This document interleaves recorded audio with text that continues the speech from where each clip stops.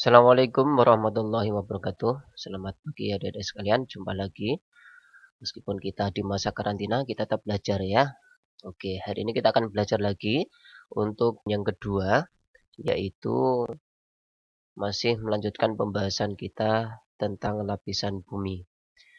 Kali ini kita akan lanjutkan setelah kita mempelajari tentang atmosfer. Sekarang kita akan menuju ke lapisan kerak bumi kita, yaitu tujuan pembelajarannya adalah sebagai berikut.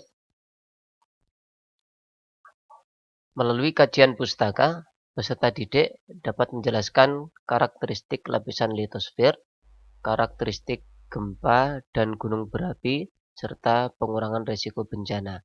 Tetapi pembahasan ini nanti akan kita cut pada saat kita sudah menjelaskan karakteristik lapisan litosfer. Untuk karakteristik gempa dan gunung berapi, serta pengurangan risiko bencananya akan kita bahas di pertemuan berikutnya supaya tidak terlalu panjang. Baik, ini adalah bagian yang kedua. Baik, adik-adik sekalian, kita mulai. Nah, bagian litosfer masih ingat ya. Jadi bumi kita terbagi menjadi 3 kelompok besar. Yang pertama adalah atmosfer, yaitu bagian udaranya.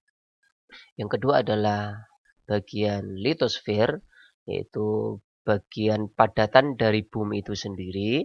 Dan bagian yang ketiga adalah hidrosfer, yaitu bagian bumi yang berubah air. Nah, sekarang sebelum kita membahas lebih jauh tentang apa itu litosfer, maka perhatikan gambar di depan layar kalian ini.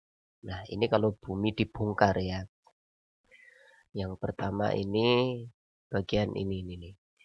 Nah, ini bumi. Ini bagian dari yang paling dalam sampai bagian luar tuh seperti ini, ya.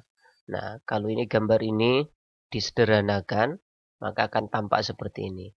Jadi ada bagian inner core, berarti inti dalam, kemudian ada bagian outer core, inti luar, terus ada kemudian bagian mantel, dan yang paling luar adalah bagian litosfer crust and uppermost mantle, misalnya apa ya, kerak bumi, bagian kerak bumi, bagian batuan. Nah, ini adalah lapisan struktur dari bumi. Nah, adik-adik ya, ingat ya, inti dalam, inti luar, mantel, dan kerak bumi. Berikutnya, nah ini kalau kita perjelas ya, ini seperti yang saya sampaikan tadi, kerak bumi dibedakan menjadi kerak benua atau yang berupa daratan dan kerak samudra yang berupa lautan. Mantel bumi terdiri atas mantel atas dan mantel bawah. Kemudian inti bumi dibedakan menjadi dua, yakni inti luar yang berupa cairan pekat dan inti dalam yang bersifat pekat hampir menyerupai padatan. Jadi jangan salah ya adik-adik. Yang bagian yang berwarna biru ini yaitu lapisan inti. Ini yang paling dalam nih, logam solid nih. Perhatikan ini. Bagian ini itu justru berupa padatan. Jadi menyerupai padat, tapi banyak sumber yang mengatakan ini adalah berupa padatan. Yang unsur utamanya adalah logam.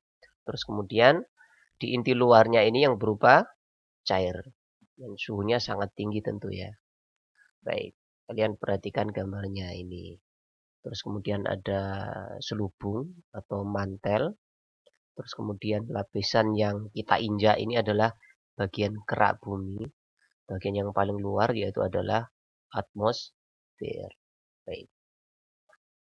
Berikutnya.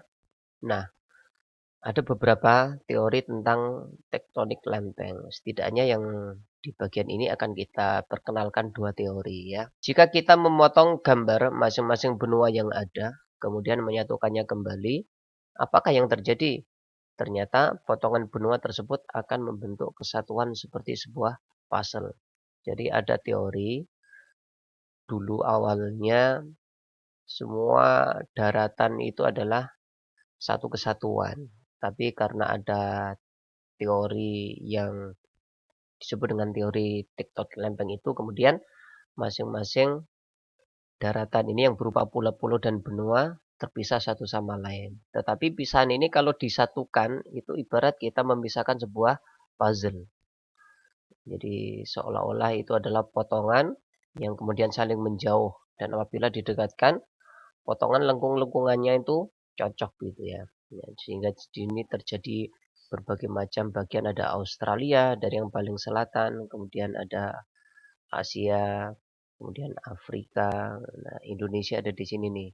Ini Indonesia, Malaysia juga ya, Singapura, kemudian di sini Eropa, ini Asia Timur ya, Cina dan seterusnya. Kemudian di sini adalah Amerika Utara, kemudian di sini adalah Amerika Selatan. Oke. Teori tektonik lempeng. Yang pertama adalah teori continental drift atau pergerakan benua oleh Alfred Wegener. Alfred Wegener mengajukan sebuah teori yang dikenal dengan teori pergerakan benua. Dalam teorinya, Wegener menjelaskan bahwa pada zaman dahulu, semua benua di bumi menyatu membentuk sebuah daratan yang sangat luas sekitar 200 juta tahun yang lalu. Benua tersebut terpisah dan bergerak menjauh secara perlahan. Penemuan fosil Mesosaurus juga mendukung teori pergerakan benua. Salah satu buktinya dengan adanya penemuan fosil di Amerika Serikat dan Afrika. Teori pergerakan benua yang diajukan Wegener tidak dapat menjelaskan bagaimana benua berpisah dan bergerak menjauh. Oleh karena itu, teori pergerakan benua Wegener ditolak oleh para ahli pada saat itu. Nah, kemudian diajukanlah teori yang kedua, yaitu teori seafloor spreading atau pergerakan dasar laut oleh Harry Hess. Teori ini mampu menjelaskan bagaimana proses terbentuknya lembah maupun gunung bawah laut. Bumi tersusun atas material yang panas dan memiliki massa jenis yang rendah. Akibatnya, material tersebut naik ke punggung kerak samudra. Kemudian, material bergerak ke samping bersama dasar kerak samudra, sehingga bagian dasar kerak samudra tersebut menjauh dari punggung kerak samudra dan membentuk sebuah patahan. Sekitar tahun 1960, para ilmuwan mengembangkan sebuah teori berdasarkan teori continental drift atau teori pergerakan lempeng dan seafloor spreading atau teori pergerakan benua. Teori ini disebut teori tektonik lempeng. Berdasarkan teori ini, kerak bumi dan bagian atas dari mantel bumi terbagi menjadi beberapa bagian. Bagian ini disebut lempeng. Lempeng bersifat plastis dan dapat bergerak di lapisan ini. Lempeng tersusun atas kerak dan bagian atas mantel bumi.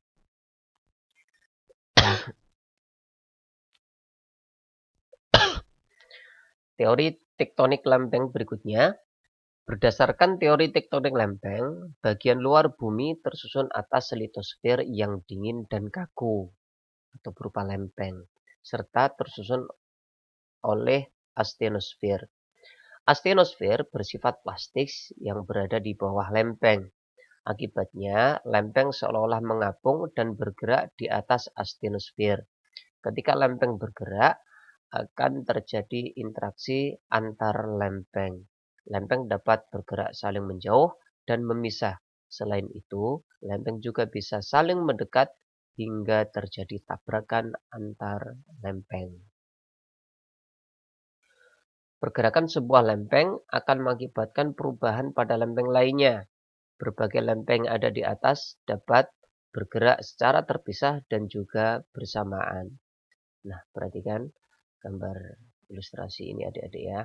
Ini adalah batasan lempeng-lempeng yang dulunya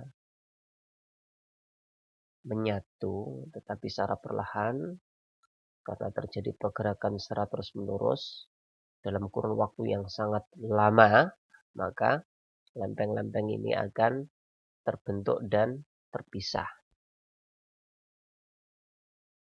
Tapi ini teori ya, teori tetapi dapat dijelaskan dengan sangat logis karena tidak bisa teramati prosesnya. Yang bisa teramati itu adalah faktanya hari ini. Nah, berikutnya, apabila dua lempeng bergerak saling menjauh, jadi kan lempengnya bisa bergerak mendekat atau menjauh. Lempeng tersebut bersifat divergen. Jadi kalau menjauh namanya divergen. Contoh adalah lempeng Indo-Australia bergerak menjauh dari lempeng Antartika. Selain itu, lempeng Amerika Utara juga bergerak menjauh dari lempeng Eurasia ya, Eurasia. Adanya pergerakan ini akan mengakibatkan peristiwa patahan atau retakan. Salah satu patahan yang terbesar di dunia adalah patahan San Andreas di California, Amerika Serikat yang panjangnya mencapai 1.300 kilometer. Ini patahannya ya, luar biasa. Panjang sekali nih, 1.300 kilometer. Jika terdapat dua lempeng yang saling mendekat, maka pergerakan tersebut disebut konvergen. Jadi kalau menjauh divergen, tapi kalau mendekat namanya konvergen. Contoh, lempeng Indo-Australia dengan lempeng Filipina, serta lempeng Indo-Australia dengan lempeng Eurasia. Pergerakan lempeng secara konvergen akan mengakibatkan tabrakan antar lempeng. Akibatnya terjadi fenomena subduksi dan tabrakan antar benua. Subduksi merupakan hasil tabrakan lempeng samudra dengan lempeng benua yang mengakibatkan lempeng samudra menyelusup ke bawah lempeng benua. Akibatnya adalah terbentuknya palung laut.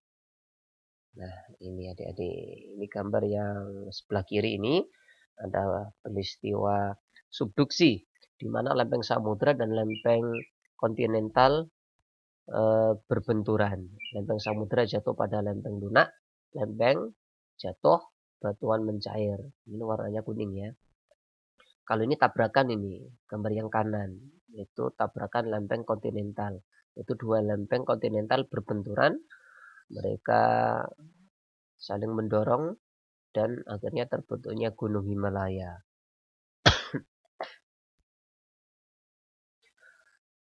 Penyebab terjadinya pergerakan lempeng tektonik ini harus kita pahami ya. Kenapa sih antar lempeng itu bisa bergerak, baik bergerak menjauh maupun bergerak mendekat.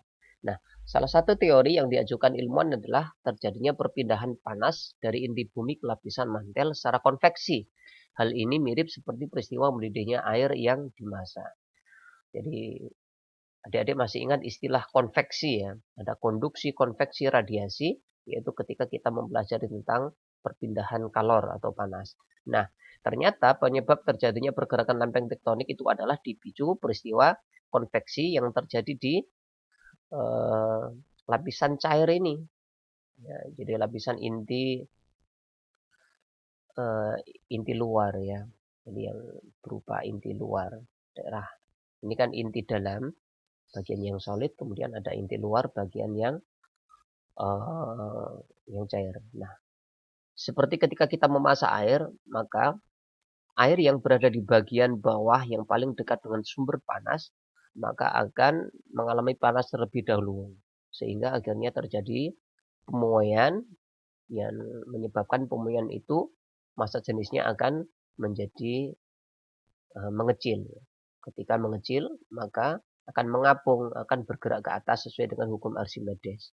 Nah, seperti halnya yang terjadi di lempeng bumi. Jadi pergerakan itu diakibatkan oleh konveksi. Kenapa? Lapisan yang paling dekat dengan inti bagian tengah ini, bagian ini ya, bagian paling panas yaitu sekitar 6.000 derajat Celcius, maka lapisan di atasnya akan menurun, maaf, akan mengalami penurunan massa jenis. Sehingga massa jenisnya menjadi ringan, dia akan bergerak ke atas. Nah, ketika sudah mendingin, maka massa jenis akan membesar kembali. Kemudian dia akan menjadi berat, kemudian dia bergerak ke bawah. Begitu seterusnya. Jadi terjadi pergeseran seperti ini ya. Persis seperti aliran konveksi ketika kita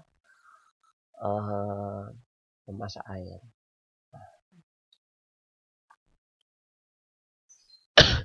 Nah, itu adik-adik sekalian tentang litosfer ya, yaitu pergerakan lempeng tektonik ya.